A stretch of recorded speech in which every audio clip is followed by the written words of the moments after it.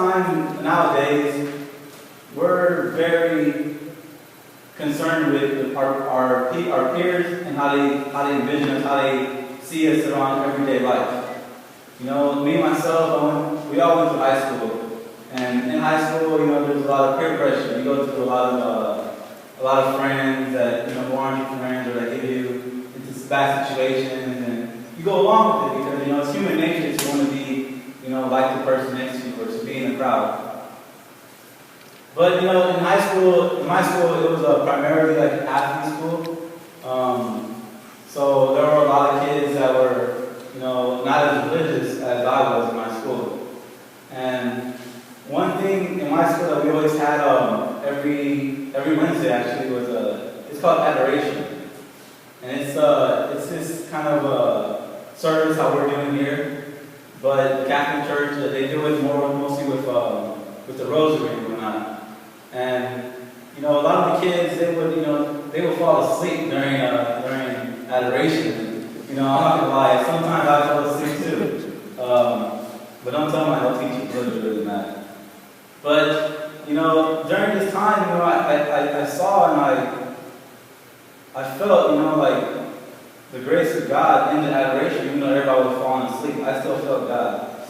And most of the time, you know, like I would want to, you know, to sing along with the songs, or I would want to pray out loud, but you know, it's that peer pressure of, oh, what are they going to say about me? Like, are they going to think I'm a Jesus freak, or I'm too churchy, I'm too good?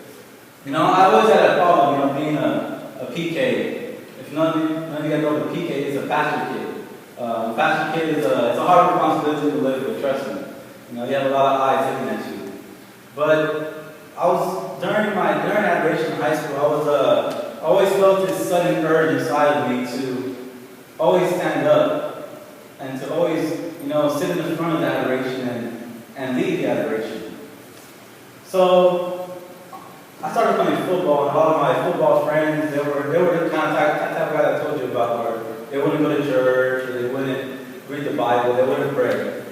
But this one adoration, I actually got the courage. You know, I listened to God in my ear telling me, you know, you got to step up, you have to move forward, you have to lead. So during this one adoration, I actually got up and I went to the front of the adoration, and I just kneeled down and started praying. And I didn't care what, at first, you know, in the first mind, you know, like, what are they going to do? Are people going to follow me? What's going to happen? But a couple minutes later, my best friend, named Brent McLeod, he actually followed me and sat next to me. And then after that, more and more people came closer to the adoration. And, you know, after, like, I didn't really notice it until, like, maybe, like, 15, 30 minutes after the adoration was over. People told me, hey, like, when you got up there, like, a lot more people came. And ever since that day in adoration, I go to the front, and I would encourage people to go to the front. And see, I did it because I know that in order to hear God's voice, in order for other people to hear God's voice, you need to speak God's voice. And you speak through your actions.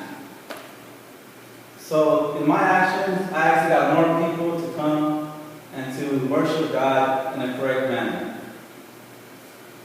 And this verse, in this gospel reading, Jesus didn't care what other people were going to say about him. You know, Jesus knew that people would be very offended and very mad at what he would say.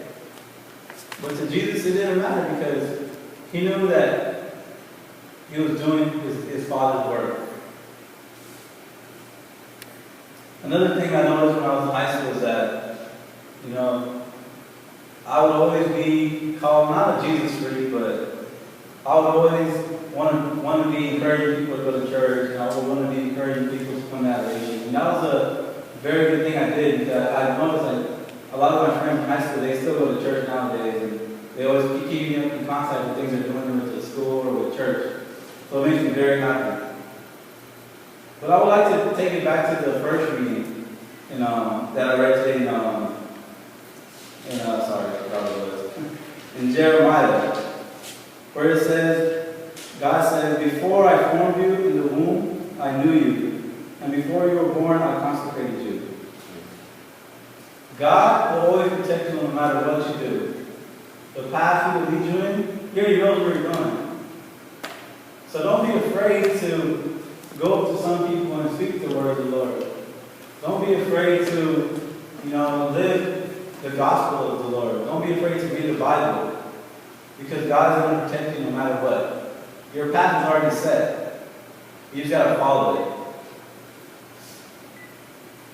One last thing I wanted to end with today is earlier this week, my friend Reverend Cloudy he actually sent me a message on Facebook, and I was kind of intrigued by it, and actually it made me think about the week I just had and the past week I had, and then looking toward the future weeks. In the future weeks, I think next week is going to be 2 weeks from now is going to be Ash Wednesday. And we start the Ash Wednesday starts Lent. And then Lent is a very fascinating time in the church. It actually celebrates God's 40 days. He was he went to the desert to be by himself, to be in deep concentration, deep prayer with God. And when God was away for those 40 days, the devil tried to tempt him a lot. The devil came to him, and through everything he had in him, he was going to give him the world. He was going to make him the king of all kings. But God knew he did not need to listen to the temptations of the devil. He knew the truth. And the truth was love of God. And in Lent, a lot of people try to have their little customs where they say, oh, for Lent I'm going to give up eating fast food, or in Lent I'm going to, I think last year I gave up, I think Facebook I gave up last year. A lot of people do it, because they want to be tested, like Jesus was tested. And every day you're tested. Every day the devil tries to tempt you, and the devil tries to make you get away from God. But you always must remember that the devil doesn't give you any truth. He doesn't give you any happiness. He doesn't give you any love. The truth, the love, happiness, all comes from God. So as we embark on the next couple of weeks in a very, very important time in the church, keep this thought in your head. Keep this Bible verse that I want to read to you guys in your mind. Because remember, your life is ultimately in God's hands. And we must live that way. And here's the Bible verse we read. It comes from 1 Corinthians. However, as it is written, what no eye has seen, what no ear has heard, and what no human mind has conceived, the things God has prepared for those who love Him. You must embrace God. We have to. You want to know why? Because eternal happiness is there. Happiness, heaven, a meaning to life is in God. Embrace God and don't be afraid of God. If somebody asks you, do you believe in God? You stand up and say, yes, I am. Are you? The most important thing we can do is bring more people closer to God. And that's one of the commandments God gave us. To bring more people closer to Him. Thank you guys for coming tonight. And hopefully we'll see you guys here next week or in 2 weeks from now. 2 weeks from now. So may try to bring some more people, If not, our life is in God's hands. Either way, we're happy. Thank you.